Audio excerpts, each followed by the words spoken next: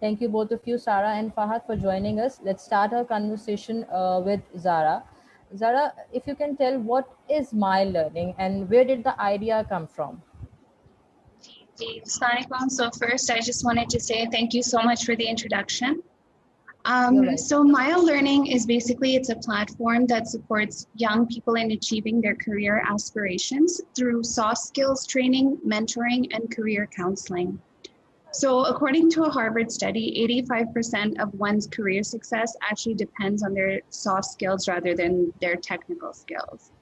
So my story basically is that I grew up in Canada. I spent my entire life there and worked in management consulting, like you explained, both in finance and HR.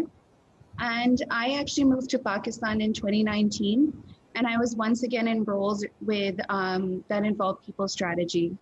And I quickly met a lot of young people who were very, very talented.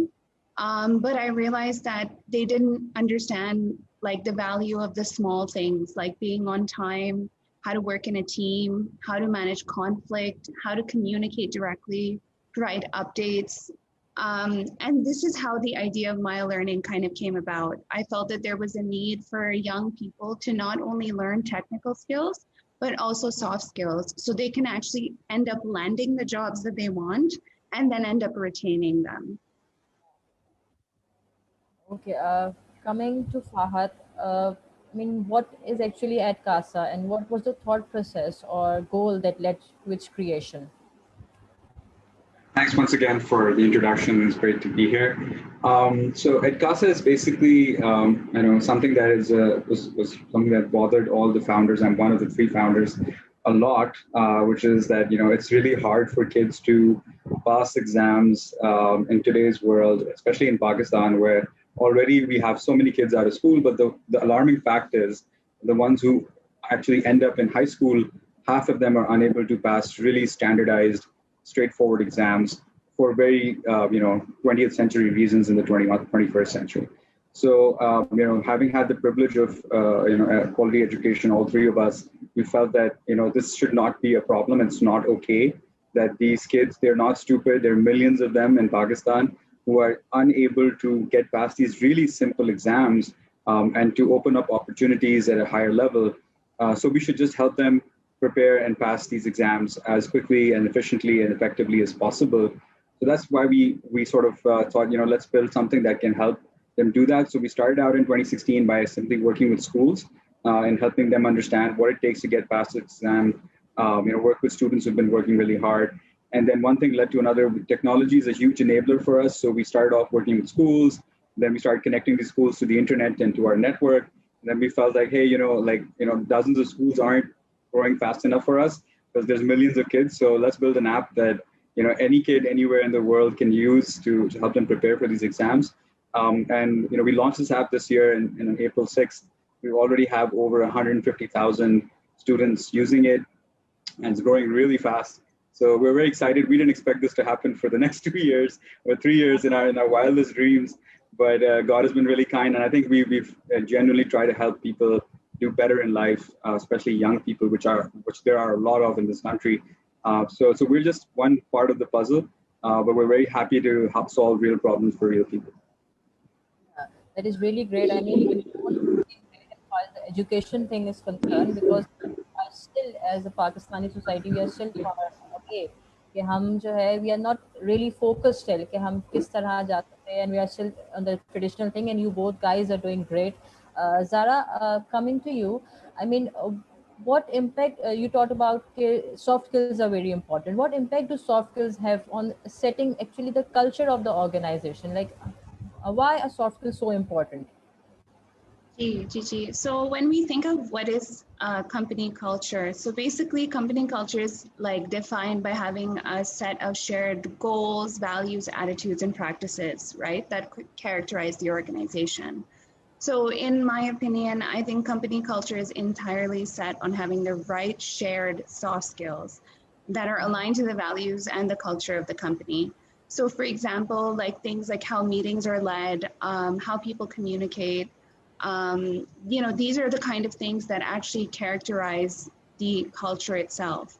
So this is why cultural fit is becoming so important in even the hiring process now. So I don't know if you've seen this change, but a lot of recruiters now ask questions that are behavioral or situational in the interview process. For a lot of young people, this is a very a new type of question. Usually they're asked about, what are their achievements, or, walk me through your CV. So these kinds of questions are mainly asked because they want to assess if you have the right soft skills to fit into the actual company culture. And this is becoming increasingly important. Yeah, you said it right. Like in the interviews, the total strategy is being changing as far as the recruiters are concerned. They are now more focused on how one can change the culture and how one can be best fit for the organization as far as the cultural implementation is concerned. Fahad, like how are you making the overall online learning experience easier and smoother? Because it is kind of difficult when you are dealing in an or digital kind of virtual organization. How you're just associating your students as well, you are associating the employees, your workforce as well, like how are you managing all these things and so that कि आपका smooth एक चल रहा है process. Yeah, I think what Zara alluded to makes a lot of sense, right? Like, first of all, start with a shared purpose, right? Kids want to pass exams. We're really bothered by the fact that they're unable to pass exams. Parents are really bothered by that. So we have a shared purpose, regardless of whatever part of the country you're sitting in. Everybody wants to get past this hurdle, right? So, like Zara mentioned, I think that shared purpose, first of all, sets the right sort of foundation for culture to be built upon, right? So our number one value at the company is student success. So whatever we are doing, if it's not helping students do better, it's not worth doing. It's simple as that, right? So every decision, everybody knows, like, if I have to open my mouth, whether it's the CEO, the founder, somebody, doing anything in the company, if it's not helping students do better vis-a-vis our products, services, interactions, it's not worth doing, right? Like it's a waste of time. It doesn't matter how brilliant the idea is. So I think, first of all, it's that shared purpose. Secondly, it also has to do with the fact that culture is representation of people. So we are very protective and also very nurturing of the culture of the kind of organization we're building, because we know that today we are 20 people. We were a year ago 10 people, and a year before that we were 3 people. And hoping that in the next couple of years will be a couple of thousand people working on this. So it's very important that the people who bring or are the custodians of culture share those values, right? Like it's not something you just say, right? Like, so we have a very rigorous interview process. It's 3-tiered. It's I'm just talking about my employees or people who work in the company. And it's done independently by people, and it's all around values. The technical stuff we get off your CV. We don't really care. We've got your CV, we've got your references. There's some technical interviews or technical exercises that you do, but the interviews are all about cultural fit. Are you going to disrupt our culture? Are you going to bring something that is not going to take away from our culture, or is it going to add value to our culture when you come in? And when we see that across 3 independent points of view, we sit down, we take notes. Then we slowly bring that person in, and we're very slow to hire, very quick to fire. We're very, very protective of the culture that we are building, because that's going to set the precedence for what we build in the future. So I'm taking that away from Zara's point of view. I'm just elaborating on it, but I think that's something you'll see in a lot of 21st century organizations, that they're very, very protective of their culture. That's really great. Like we are just changing the trend of the conventional thing. Okay, we are more focused now on the culture of the organization. Zara, what are the challenges faced when you are dealing with workforce virtually? Like Fahad has also mentioned, okay, he's kind of strict again for maintaining the culture and for implementing. Like the person they are hiring must be fit in the values. So, do you think there are some challenges faced when you are dealing in such organization, and you are on the same time you are just trying to implement the culture as well? So I think culture becomes actually even more important when you're working from home. Because you in the company environment, when you're in person, you can actually model the behavior of other people. Now you don't have that anymore. Now you're working in your home, in your comfort zone. So setting the right company culture in a virtual environment is actually even more challenging. So I think it's something that actually needs to be very intentionally set by leaders. It needs to be a very, very active effort. So often in companies, we see that, through policies and procedures, they think, okay, we've set the culture. However, that's Yeah. just the basis. I think we're just scratching the surface at that point. And when you're working from home and you're working with remote teams, I think the best way to actually set the culture is by staying in touch and staying connected as much as you can to set the right culture. Some examples of that is, we have all hands meetings at Mile Learning. We keep the entire organization connected. We reward positive behavior and achievements. We recognize a lot of team successes as well. And we have a lot of feedback sessions. I think feedback is something that's also very, very important because in our company, the main value is how do you actually end up becoming the best version of yourself so you can take that into the classroom. And for us, we do that through regular feedback sessions. So whether we're working together in person or online, that's something that stays every week. We connect with each individual, each facilitator to make sure that they're receiving the feedback on time. We also use things like, we use a very agile approach to working. So every day, 15 minutes, we have a stand-up meeting in the morning and we keep everyone aligned. So this also helps us as leaders get the updates that we need from the teams. And it also ends up resolving some of the delays and the challenges that a team member may be having, so that there's no challenge in terms of achieving what their goals are for the week. Exactly. Very well said. Okay, you need to be very specific. You need to be stay connected in order to just implement your culture. Ji. Fahad, coming back to you, like I saw your video of Edcasa, like you were doing some kind of fun there, and you were like a team, you were like the friends and all. Like, how do you manage norms and culture to make people work together and feel associated with your organization as far as Edcasa is concerned? Yeah, you might have come across a few of our videos around. We love to share like all the crazy things we do at work. It's part of our way of celebrating who we are, and it's really fun. So it's good to share something nice in this challenging times that we're going through. So coming back to this, I think it also like Zara mentioned, it comes quite heavily from the leadership, right? Like so. For example, I'm currently the CEO of the company. There are other people also who are at a C-level, leading their own parts of the company. They bring their own flavor of leadership to the organization. So I come from a history of competitive sports, so I bring that kind of nature, highly competitive, turn everything into a competition, have fun, win big, work hard, push people to their limits. And, it's something that's been part of me since high school. So I think I bring that to every organization or team that I'm part of. How do you bond that team together around a shared purpose, and then get that team to perform? It doesn't happen on day one, so like there's no myths about it. You don't get a performing team day one when you hire people together. And people don't come in waves. They come in an individual basis, so they bring their own hesitations, their aspirations.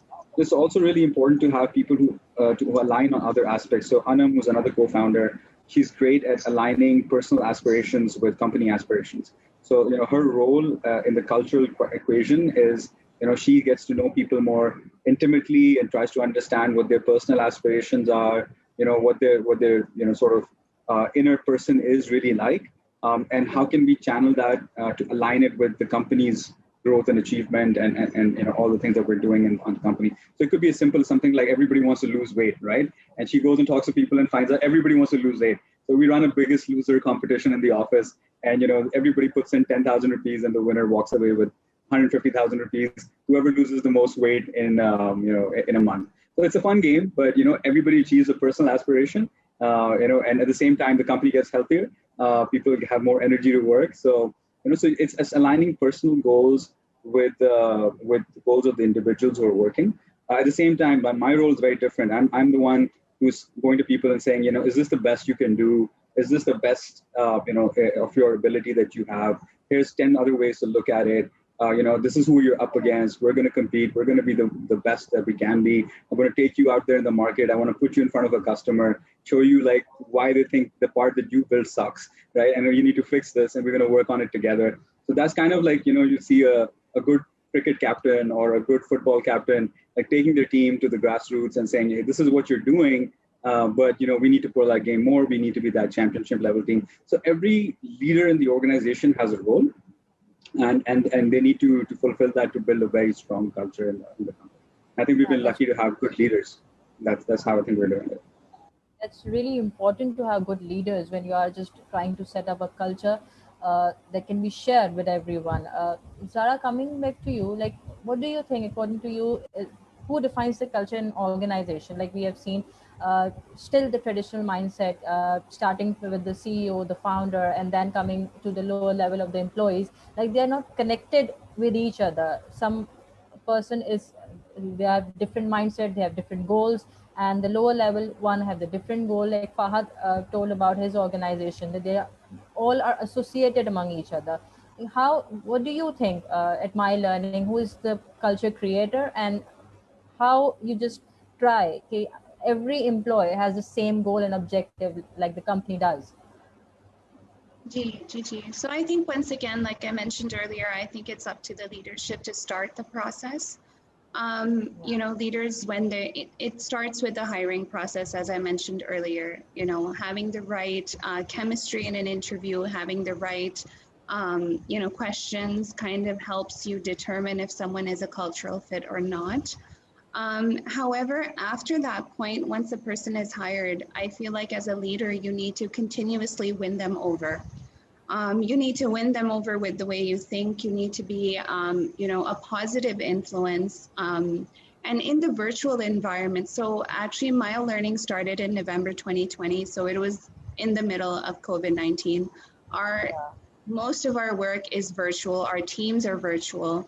So for us, we were very intentional with the kind of people we picked in our team, which is something that Fahad mentioned as well, that they do at Edcasa. So for us, having shared values, staying connected, communicating, reiterating those values over and over again, that kind of became very, very important. And, gaining the buy-in of the employees is just as important. So I think, from in more traditional organizations, you see that culture is set top down. But here, yes, the process starts top down, but the buy-in and to win over the employees is just as important. Because when those employees go in and work in teams where you are not in all of those sessions with them, you hope that they will continue to build that same culture. So I think you have to keep winning over your employees. And now the process is two-way. It's not top down anymore. It's top down and bottom up, I feel. Fahad, coming to you, I mean, how you see the future of overall learning experiences? Like we are changing after that COVID pandemic. We are more on online thing. We are more on digitally, virtually doing things like education sector and all. Like how you think the future is going to change? Is it all will be going towards the digital thing, or will go side by side with the conventional and the digital thing? Yeah, I think that's a question I get a lot, and I don't think it will be like an extreme shift to either of the two. It hasn't been even during COVID. There has been different ways and forms of doing things, not just in the learning space, but you go to the occasional grocery store to pick up groceries, but sometimes you order online. So it's going to be a blend of things. I think what the last year has done has exposed people to a new way of doing things, an alternative. Which may, in some cases, reduce cost, it may improve results, and may drive more efficiency, maybe a better experience. And everybody has the right to choose. I think it's created choice. Right now, previously you didn't have a choice. If you wanted to go to high school, you could only go to the school that was in your city or in your locality, or what you could afford. Today, I can send my son to Stanford if I want online, right? Like so, that's perfectly fine. Everybody accepts that. There's been infrastructure very quickly built to deliver on that. So I'm not restricted in the quality or the exposure that I can give to a child in terms of education. The same thing, you can order things from Karachi, Lahore, or London now without hesitation because you've probably done it twice or thrice already in this COVID period. So And so I think those things, those shackles have been broken.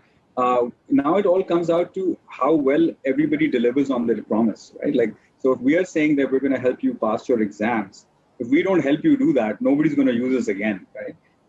So I think it's not about going online or offline. It's about who does the best job, who gets the job done quicker, faster, cheaper, more effectively. And if it's us, like in the online space, then we're going to win out. And if it's not us, if brick and mortar still does a better job, then people will forget about us and go back to brick and mortar.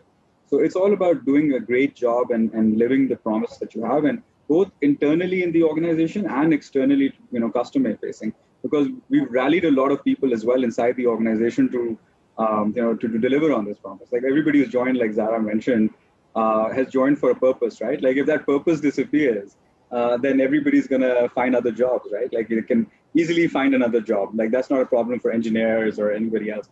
It's about how are they rallied around a shared purpose, and I think that purpose has to be paramount. So I think, yeah, I think it's interesting times, and we'll see some new things happening in the next few months or years. Yeah, we'll see some new things happen. Very well said, sir. Zara, your last few words on how you think you have worked in other countries as well. How you think the gap must be filled in Pakistan as far as the culture kind of thing is concerned? What we need to do, what we actually want कि अब ये चीज़ implement होनी चाहिए to fill that gap. So, I mean, for me personally, in my opinion, Mile Learning is an organization that's trying to fill that gap. We work a lot on professional ethics, grooming, also career counseling. So something like career counseling is not easily accessible to every person, in the education system. Whereas when I was growing up in Canada, every public school had a very good career counselor who supported you in high school, actually, when you were picking your, like in Pakistan, you're picking your courses in grade 8, right? So over there, it was a little bit earlier, it was in grade 7. But you had a career counselor at that time to kind of guide you on what, your strengths and weaknesses are and what kind of career path to pick. So for us at Mile Learning, that's exactly what we're trying to do. We're trying to fill those gaps that I've seen in my time in Canada. So even in Pakistan, to land a good job, for example, you need to have a really good network. And, building a strong network is not something that, young people are taught at an early age. And it's not something that's easily accessible to them. So through our platform, what we try to do is we try to connect career counselors, mentors, to these students that may not have readily access to them. And we also have affordable rates, right? So we did some research in the market, and we learned that if you want to go and get some career counseling or you want to get connected to a mentor, it costs so much that the average person cannot afford it. So for us, I think the goal is to basically fill those gaps through these things, through the soft skills, through career counseling, through mentoring. And we're hoping that, this will lead to a large economic change where we have, a growing middle class. We have young people being able to be in the right careers and achieve their career aspirations and end up having a better standard of living than they started with. That's really great. Thank you so much, both of you, Fahad and Zara, for joining us. It was great talking to you. And I mean, just to summarize the session, culture is really, really very important, and the trends are now getting changed. You need to just not introduce the strategy. You also need to implement that and just to retain your workforce, your customers, and all. Thank you again, Zara and Fahad.